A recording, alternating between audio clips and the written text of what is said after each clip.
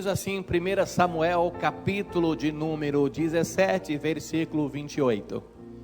E ouvindo Eliabe, seu irmão mais velho, falar àqueles homens, acendeu-se a ira de Eliabe contra Davi, e disse: por que desceste aqui? E a quem deixaste aquelas poucas ovelhas no deserto? Bem conheço a tua presunção e a maldade do teu coração, que desceste para ver a peleja. Então disse Davi: que fiz eu agora? Porventura não há razão para isso? Vou ler novamente, 1 Samuel 17, 28. E ouvindo Eliabe, o seu irmão mais velho, falar àqueles homens, acendeu-se a ira de Eliabe contra Davi e disse: por que desceste aqui? E a quem deixaste aquelas poucas ovelhas no deserto? Bem conheço a tua presunção e a maldade do seu coração, que desceste para ver a peleja. Então disse Davi: que fiz eu agora? Porventura não há razão para isso? Amém. Feche os seus olhos, pode fechar a sua Bíblia e nós vamos orar em nome de Jesus. Grandioso Deus, em nome de Jesus nos colocamos na tua presença. Hoje estamos aqui na segunda noite da campanha Vencendo os Gigantes, e nós queremos colocar diante de ti aquilo que tem se agigantado diante de nós e muitas vezes tem nos tirado a visão, muitas vezes tem nos roubado momentaneamente a alegria, talvez a fé. E eu peço que o Senhor venha nos dar a direção do teu Espírito para compreendermos a tua palavra, para enxergarmos a realidade e vermos o sobrenatural do Senhor agindo. Em nome de Jesus nos posicionamos para receber a tua palavra. Amém. Graças a Deus. A vida de todas as pessoas traz todos os dias a sua luta. Todo mundo enfrenta lutas e dificuldades todos os dias.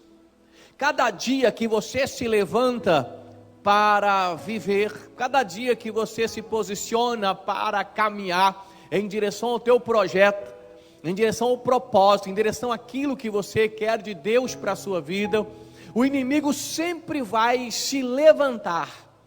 O diabo, ele até hoje, escute, o diabo até hoje, ele não se conformou que você tenha escapado das garras dele.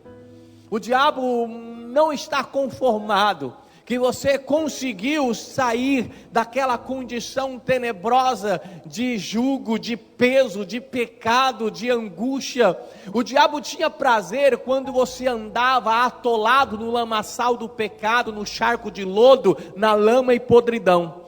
Isso trazia a ele muita alegria, mas quando ele percebeu que você já não tem mais nenhum acordo com ele, você já não tem mais contrato com ele, você já não tem mais ligação com ele, porque o Senhor Deus, ele foi lá no charco de lodo, de lama, podridão, e ele tirou você de lá.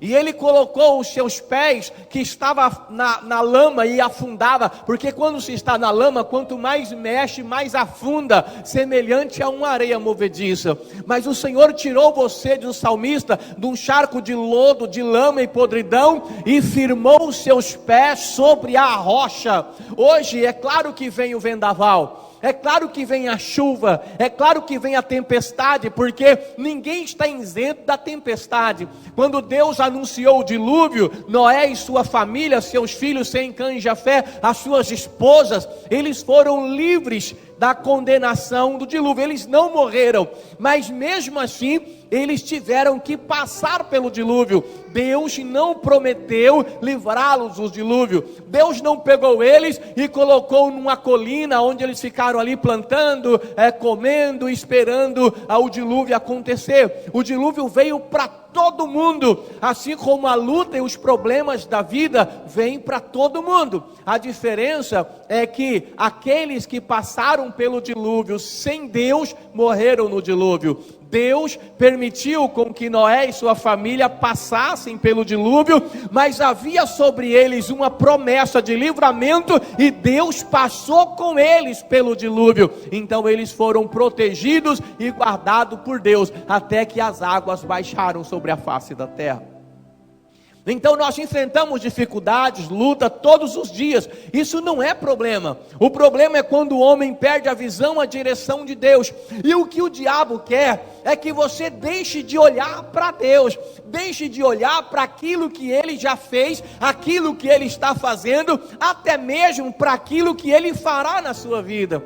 Então o diabo usa as suas armas, ele usa as suas estratégias. Interessante que não muda muito não. Se a gente olhar a Bíblia do início, no Velho Testamento, no Novo Testamento, olhar as pessoas hoje, muda muitas coisas, mas as artimanhas do diabo, as especialidades do inimigo, ela continua basicamente as mesmas. Mesmo sendo ardiloso, ele ainda usa como base as mesmas armas que ele usava antigamente. O engano, levar as pessoas a tirar o olhar de Deus, porque o diabo sabe coisas que todo crente tem que saber, e às vezes sabe, mas não lembra, às vezes sabe, mas não liga, mas o diabo sabe. Ele sabe que o cristão, aquela pessoa que saiu daquele charco de lodo, o diabo sabe que se a pessoa continuar olhando para trás, se ela olhar para os lados, ela vai acabar afundando novamente.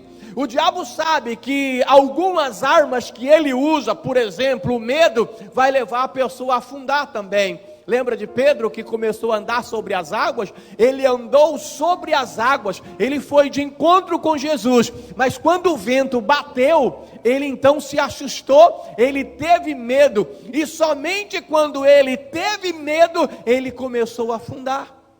E o diabo sabe que alguma das suas armas levam as pessoas a afundarem.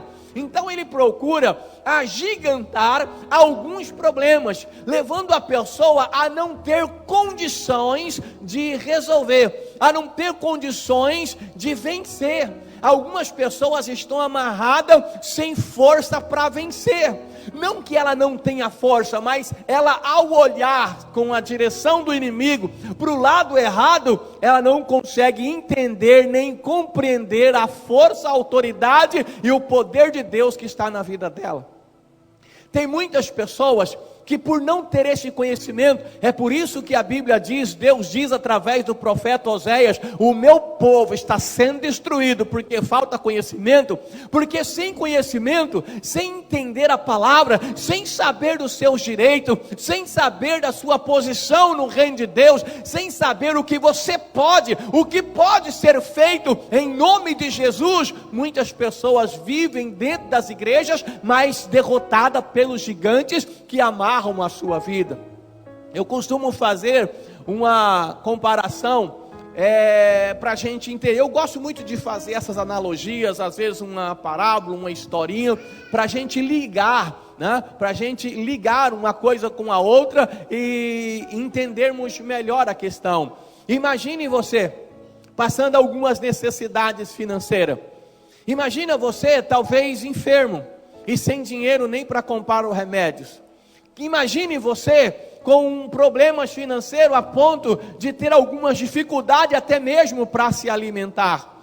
Imagine você passando por lutas em várias áreas da vida financeira, porém, lá no interiorzão da Bahia, faleceu o senhor Juvenal. O senhor Juvenal, ele é um fazendeiro muito rico. O senhor Juvenal, ele é um fazendeiro de muitas posses, muitas terras, de lavouras. O senhor Juvenal possui muitas cabeças de gados, caminhões para transportes. O senhor Juvenal é uma pessoa rica. Só que o senhor Juvenal não tem nenhum parente próximo vivo. O único parente próximo que o senhor Juvenal, lá da Bahia, que tem muita condição financeira, o único parente vivo próximo que pode herdar aquilo que ele tem, aquilo que ele tinha, é você. Então lá no interior da Bahia, o senhor Juvenal, ele morre, ele falece. E quem tem o direito então a toda a herança? Você. Quem pode então agora tomar posse das fazendas, das riquezas, de tudo que o senhor Juvenal deixou? Você. Por quê? Porque você é o herdeiro direto do senhor Juvenal. Porém, na nossa história, você não conhece o senhor Juvenal e nem sabe que ele é parente seu. Você não imagina, você não sabe nem da história, não conhece ele, não sabe que ele morreu, não sabe o grau de parentesco. Logo você não sabe que tem direito à herança do senhor Juvenal. Logo então, tendo direito, você é uma pessoa rica, é agora uma pessoa milionária, mas você não sabe disso. Você vai continuar sofrendo financeiramente com muitas dificuldades, contando as moedas para comprar o remédio, contando as moedas para comprar o alimento, sem saber que você é uma pessoa muito rica. Essa é só uma suposição, porque rico eu sei que você é. Mas por que você vai continuar? Porque você não sabe, você nem sabe que tem o tio Juvenal na Bahia, mas de repente o senhor Juvenal deixou a procuração, deixou pessoas responsáveis para na falta dele te procurarem, e de repente vem um homem, talvez um advogado lá do interior da Bahia, e bate na porta da tua casa, e fala assim: você que é a Felisbina Conceição Maria? Aí você fala: sou eu mesmo. Então, eu represento um tio seu, o senhor Juvenal, lá da Bahia. Logo, com essa situação que você está, financeira difícil, você já fala assim: pelo amor de Deus, não tem tio nenhum não. Achando que ele já vai vir para sua casa para ter mais uma boca para comer. Aí você já quer até sair da história. Não, mas não quero saber. Não, mas não é isso. Juvenal, seu tio, é um homem muito rico. Ele morreu, faleceu e tem uma herança avaliada em alguns milhões de reais e é sua. Você pode tomar posse. A partir do momento que você conhece a história e sabe da verdade, sabe daquilo que o senhor Juvenal, ao longo da vida, trabalhou duro, construiu, ele fez render as suas finanças, agora é direito seu. Por quê? Porque ele morreu, então é sua herança. Você se torna uma pessoa rica depois que conheceu, mas antes de saber, você estava sofrendo mesmo sendo rico. Algumas pessoas, elas sabem que Jesus Cristo é o Senhor, mas elas não conseguem entender a dimensão e o poder da grandeza, da riqueza que é Jesus Cristo na sua vida. Ela não consegue visualizar Jesus da maneira que Ele é. Um dia Jesus Cristo, Ele veio, se fez carne, habitou entre nós, demonstrou todo o seu amor, Ele tomou o nosso lugar, Ele foi para a cruz do Calvário e morreu na cruz. Quando Jesus Cristo morreu na cruz do Calvário, Ele conquistou para mim, Ele conquistou para você muitos direitos. Tem uma canção que diz assim: tudo aquilo que Jesus conquistou na cruz é direito nosso, é nossa herança.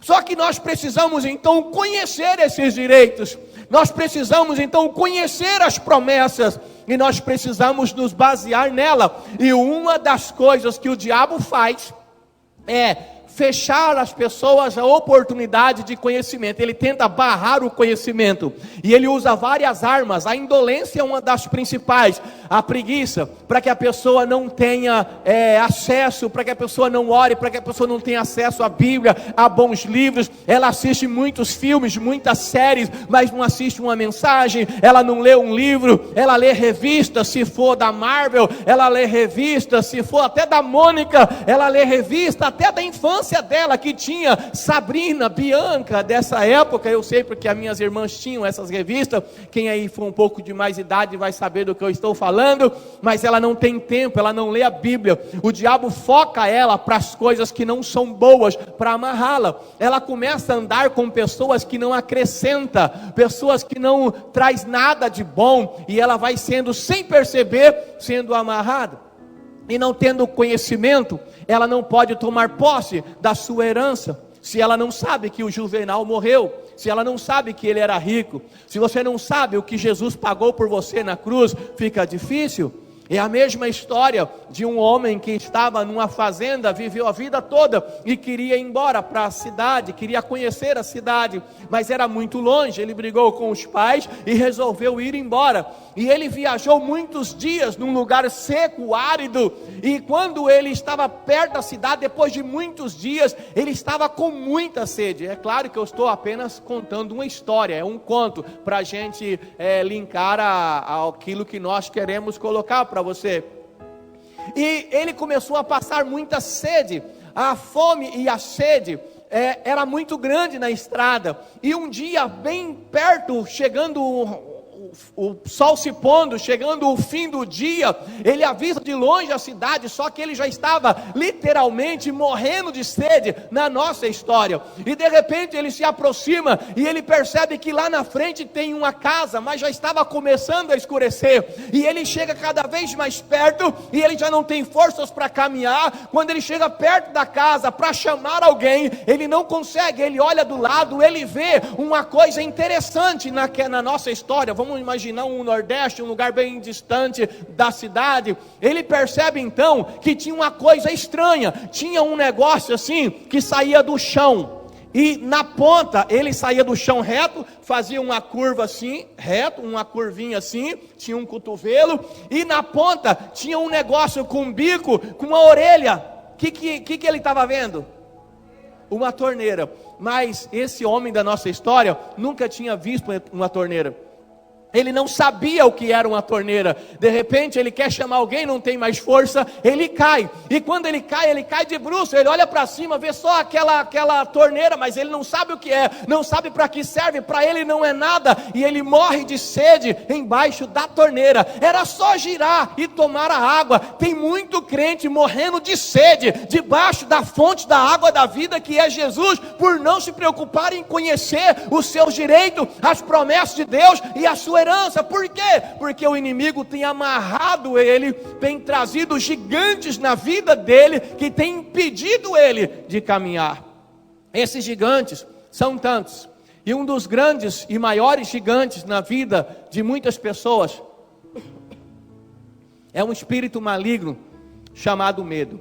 Há muito tempo atrás nós fizemos uma campanha lembra quando tínhamos culto quarta-feira? 8 quartas-feiras só falando sobre um espírito maligno chamado medo. O medo é uma das forças que o diabo consegue amarrar e paralisar muitas pessoas.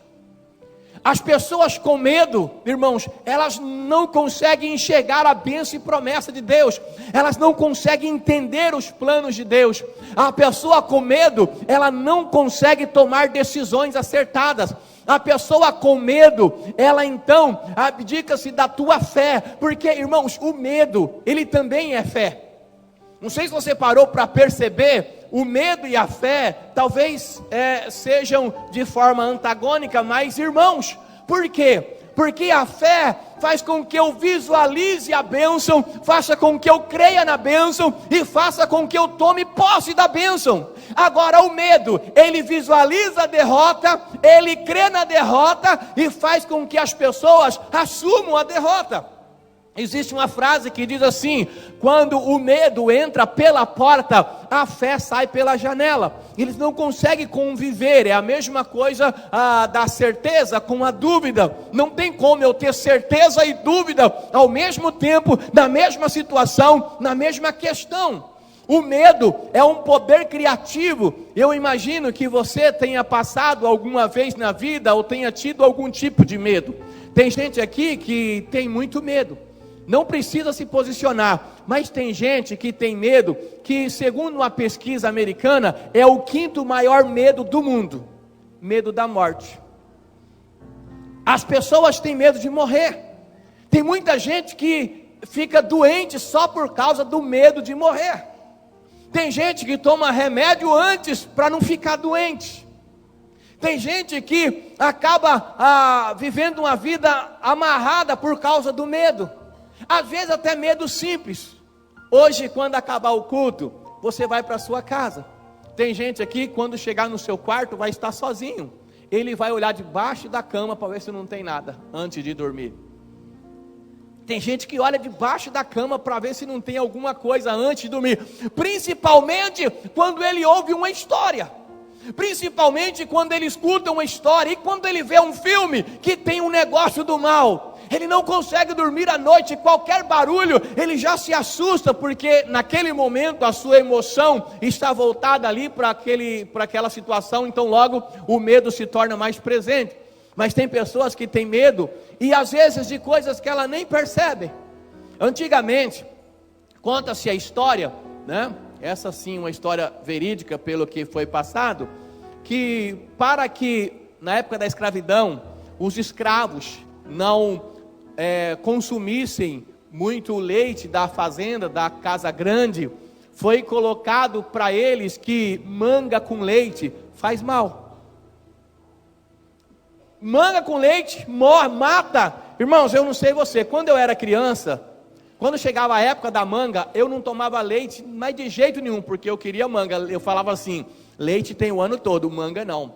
Então eu não tomava leite, porque meus pais falavam, leite com manga mata.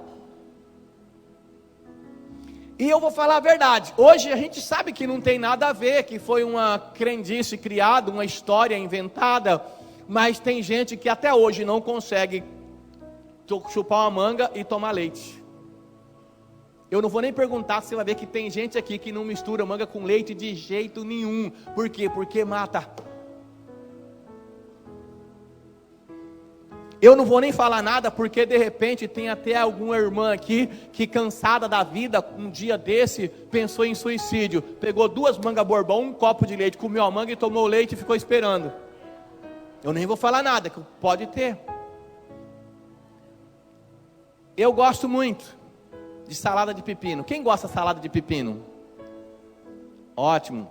Pepino, depende, tem gente que gosta cortado mais grosso, o outro mais fininho. Uns tiram as cascas, outros não tiram a casca. Eu mesmo não tiro a casca, corto bem fininho. Limão e sal, o óleo faz ele ficar mais indigesto. Então a gente não usa óleo, um limão, um salzinho. Está lá uma salada de pepino. Olha, eu cheguei a fazer isso, porque eu via a minha mãe fazendo, as minhas irmãs fazendo. Quando eu era mais novo, eu fazia isso também. A gente pegava o pepino, cortava a tampinha, pegava a tampinha e esfregava. Você faz isso ainda, filha? A sua mãe faz ainda, né? Mas não é só a sua mãe não, muita gente esfrega. Aí esfregando, ele tem o seu líquido, né? Não fica uma espuminha branca agora que você esfrega?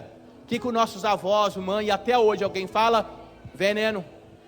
Ou veneno do pepino, ou tirando o veneno do pepino. Vamos, por favor, vamos falar a verdade. Quem faz isso até hoje? Levanta a mão.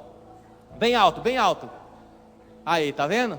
Até hoje tem gente que faz. Para quê? Para tirar o veneno do pepino. Mas eu quero falar uma coisa para você. Pepino não tem veneno. É só psicológico. Só que vai falar para a pessoa que ouviu a vida inteira que o pepino tem veneno e tem que fazer para tirar. Irmãos, se a pessoa não fizer, é capaz de comer e passar mal. Ela come e dá aquela indigestão, é o pepino, não tirei o veneno, o pastor falou errado para mim. Então continue tirando o veneno do pepino. Pelo amor de Deus, se você acredita, seja feita conforme a tua fé. Mas são receios e medos e amarras que ao longo dos anos vai prendendo as pessoas e se tornam gigantes na vida da pessoa. Irmãos, o medo é um gigante. Tem gente que não vence na vida por causa do medo. Tem pessoas que têm medo até de acreditar em Deus. Ela tem medo de dar passos pela fé, e por causa do medo, ela não sai do lugar que ela está. E por causa do medo, ela fica encontrando desculpas, e entra aquela frase que eu falo há 24 anos aqui em Ilha Solteira: aquele que tem medo, o covarde, se esconde atrás dos seus medos e nunca descobre o potencial que tem. Lembra do elefante no circo? Hoje, graças a Deus, nem sei, acho que nem tem mais, pelo menos no Brasil, circo animal, mas por aí ainda tem. E como que era guardado? Você já viu, talvez as pessoas de mais idade aí, já viu num circo um elefante? Olha o tamanho do elefante, amarrado com a corda no pescoço e amarrado numa estaca no chão. Ele tem força para tirar 30 estacas daquela. Ele sai do lugar? Não, porque ele acredita que está amarrado. Às vezes, passa perto do elefante o senhor macaco. Aí o senhor macaco fala assim: ô elefante, você está de brincadeira comigo aí, está de sacanagem, né? Faz assim, ó, pá com o pescoço, esse pedaço de madeira vai embora, você está livre, rapaz. O que o elefante fala? Não, perigoso eu morrer enforcado. Vou fazer isso não. Se me amarrar aqui, é porque sabe que eu não tenho condições de sair. Ele acredita nisso. Tem muita gente, irmão, sem sair de uma situação de crise, de medo, de ansiedade, de pecado, por causa dessa situação, achar que não tem forças para sair. O problema se agiganta, o medo se instala, e o medo é um poder criativo. Se eu deixasse você vir aqui contar uma história sobre medos, você vai poder falar de algo, nem que seja da infância. Você tinha medo e criava um monte de coisa. Quando a gente está com medo, parece um monte de coisa, porque o medo, ele cria. Você está andando sozinho, imagina você numa rua andando sozinho, debaixo de umas árvores, está meio escuro. É normal, de dia você passa tranquilo, à noite você fica com muito medo. Aí por causa do medo, tem algumas coisas nas árvores, na copa das árvores, atrás da árvore.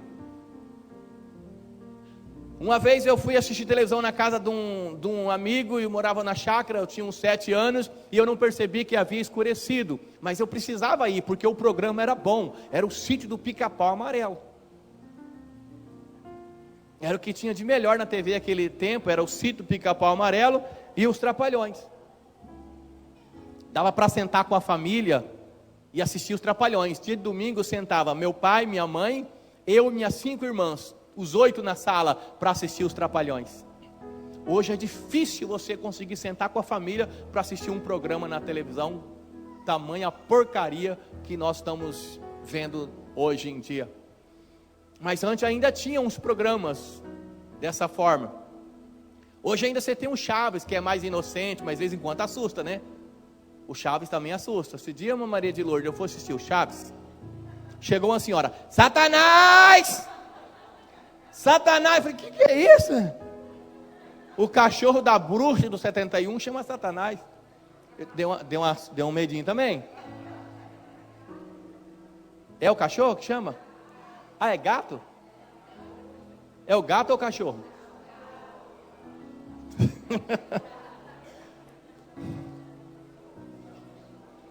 Está em dúvida aí. Bom, a bruxa do 71 tem um animal que se chama Satanás.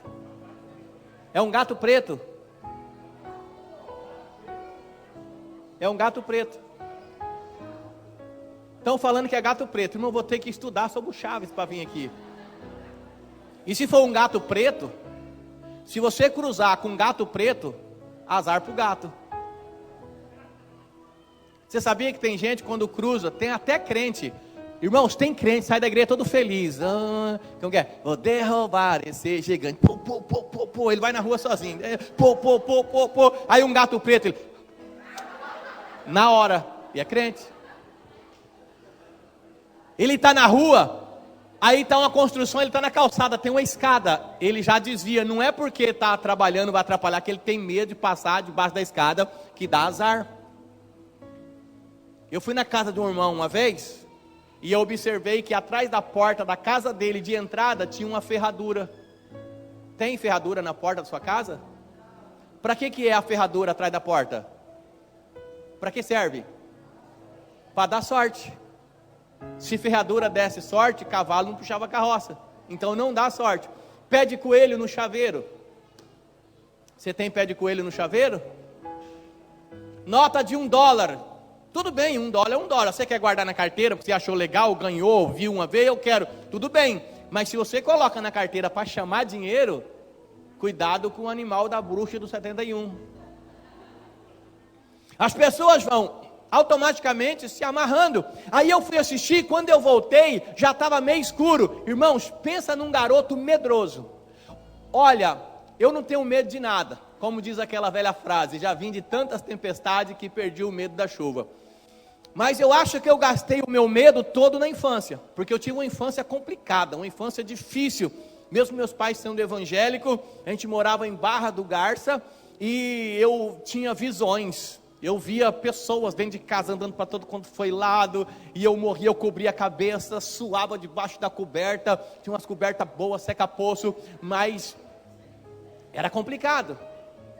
A gente quando é criança, né, aquele medo, aí tinha a casa era de tábua, aí tinha uma fresta assim, uma vez eu falei assim, peraí, você é homem ou um saco de batata? Levanta a cabeça, pai, descobre essa cabeça, encara o seu medo. Abri assim, eu vi um barulho fora, coloquei só o olho assim na fresta, tinha outro olho do outro lado me olhando. Eu era muito medroso. Com 7 anos, na 7ª série, eu ia para a escola, quantas vezes eu atrasava porque eu dava a volta 2, 3, 4 quarteirão, sabe por quê? Porque de lá vinha vindo um menino, para mim o menino ia me bater. Olha só, irmãos, as amarras do inimigo. Cresci assustado, amedrontado, até os 16 anos, o diabo havia convencido que eu era feio, eu acreditava nisso, eu achava que eu era feio. Aí você olha para mim hoje, o que você diz? O diabo é mentiroso mesmo, esse é o pai da mentira mesmo. A gente tinha medo de tudo. Aí nesse dia eu vinha correndo, irmãos, imagina, magro, assustado, escuro, e não era perto não, era longinho. Eu corria, nisso que eu corria, irmãos, o barulho do meu próprio pé, parece que tinha alguém correndo atrás de mim. Quanto mais eu corria, mais alguém corria atrás. O medo cria estas coisas. O medo faz com que isso aconteça. Eu contei também uma vez aqui uma história de uns amigos lá de Suzanápolis. Antigamente tinha uns crimes estranhos, né? Tinha o homem do toco. Não sei se você já ouviu falar do homem do toco. Alguém já ouviu falar do homem do toco? Diz que tinha um bandido. Olha só que as crianças acreditavam antigamente, irmãos. Tinha um bandido que virava toco, ele era assassino. Ele virava um toco, você passava perto e ele se transformava no homem e matava você. Alguém já ouviu falar do homem do toco? Aí, ó, tem gente que ouviu. Em Pereira Barreto, quando eu era criança, foi feito, assim, ficou muito famosa uma história chamada o bandido da caneta. Um homem com uma caneta matou uma mulher na beira da pista. Até hoje tem a cruzinha lá, faz muito tempo. A gente tinha medo do bandido da caneta. A hora que via alguém com a caneta na mão, a gente corria. Era o que as crianças tinham naquela época. Bom, a gente era inocente, era uma inocência boa, tá? Então a gente tinha medo de qualquer coisa, tinha medo de tudo, e o medo amarra, o medo tranca você, o medo impede você de avançar, e o medo é um dos gigantes que o diabo levanta na sua vida. Muitas pessoas não estão caminhando por causa do medo, não conseguem vencer por causa do medo. Então havia uma história de um bandido que estava na região e havia escapado da polícia. E lá em Suzanápolis tinha uma fazenda e o senhor tinha plantado milho no lote dele. A casa ficava no fundo e à frente era um milharal. E tinha estradinha no meio do milho. Lembra um pouco os Olhos Famintos 3. Aí tinham a estrada no meio do milharal, e o filho dele mais novo tinha ido para a cidade, para uma festa, e deu a hora que o pai passou, o filho não tinha chegado. Aí o que o pai fez? Preocupado, que o pai se preocupa, né? Preocupado, o pai falou para o irmão mais velho, vai atrás do teu irmão, vai atrás. E o irmão mais velho estava com medo, porque já estava escuro, mas o pai falou assim, vai rapaz, você não é homem não? Ele teve que ir, saiu da casa dele, e no meio do milharal, um pouco assustado, com medo, bandido, tal, lá na ponta, quando ele estava indo, quando ele estava no meio do caminho, lá na ponta, ele avistou alguém, era o irmão dele voltando. Que bênção, né? Só esperar o irmão chegar e voltar os dois para casa. Quando o irmão mais velho viu lá, olha lá o irmão, era para cá, mas foi para lá, mas tudo bem, estava vindo. Quando ele viu que o irmão estava vindo, ele assustou, ele não conseguiu perceber que era o irmão, ele achou que era o bandido. O que ele fez? Voltou para o rumo da casa dele, e como diz os antigos, pernas, para que te quero? E correu, corria. O irmão que vinha vindo não entendeu nada, quando ouviu o irmão correndo, correu também. Enquanto o irmão corria para chegar em casa, o outro também corria para chegar também, ver o que estava acontecendo. Ele achou que de repente, aquele irmão tinha corrido de algum bandido também, e os dois corriam um atrás do outro, correndo, na hora que abriu a porta, entrou os dois dentro de casa, com a língua para fora, assustado, com medo, e não tinha nada, é só medo. O medo amarra as pessoas. Eu queria falar de alguns gigantes hoje, vários deles, mas nós ficamos aqui basicamente no medo. Nós precisamos vencer o medo. Não importa o que aconteça, precisa enfrentar.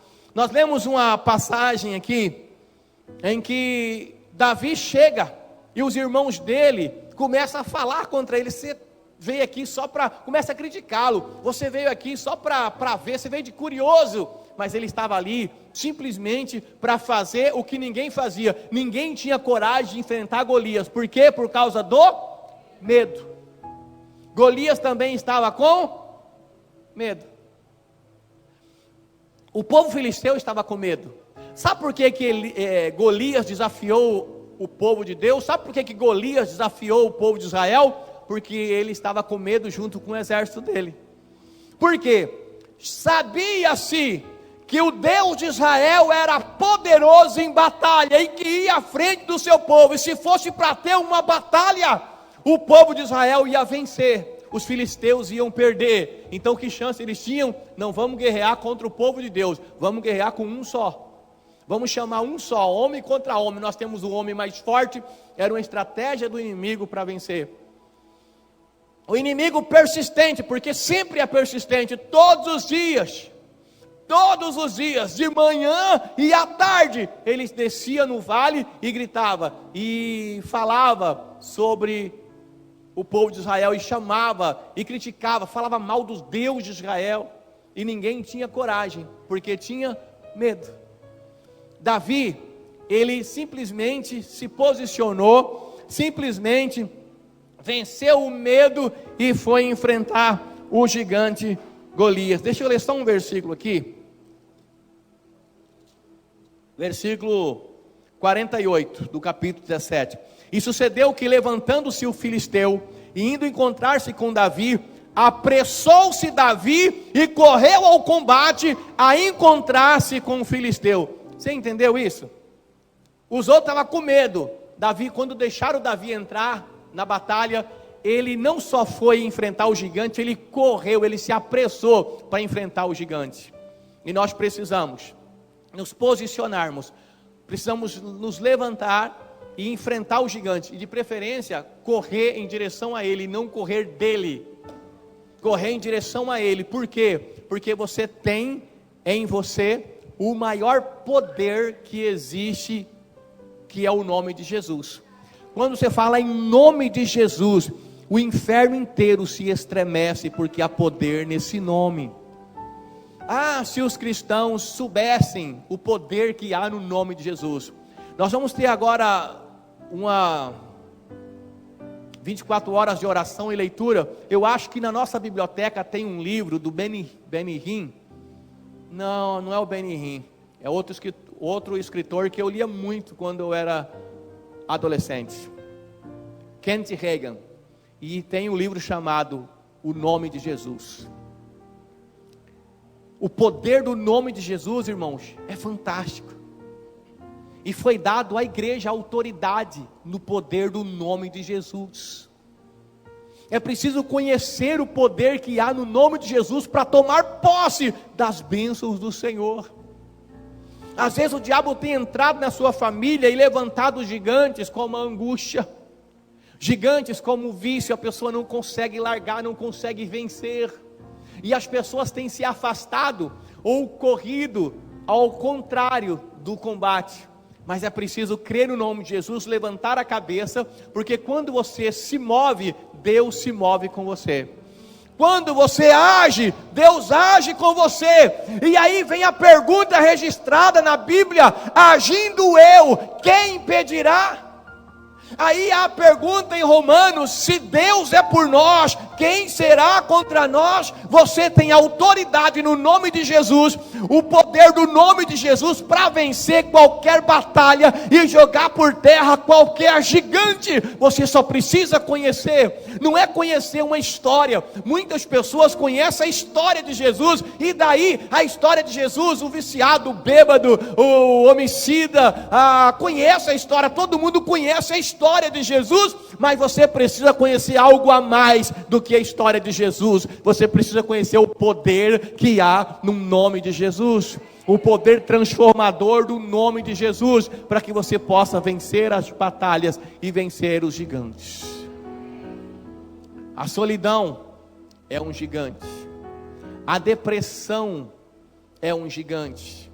São tantos males que se tornam gigante na vida de muitas pessoas. E quando a pessoa está amarrada pelo gigante, ela não consegue olhar para aquele que é maior. Ela não consegue enxergar o Deus poderoso que ela serve. Algumas pessoas, às vezes, nem é um gigante. O diabo faz com que ela enxergue um gigante, olhando para a projeção da sombra de um anão. E ela acha que está enfrentando o maior gigante. Mas como ela está olhando errado, realmente é o gigante. Então, em nome de Jesus, vamos nos posicionar e jogar o gigante pelo chão, porque há poder no nome de Jesus.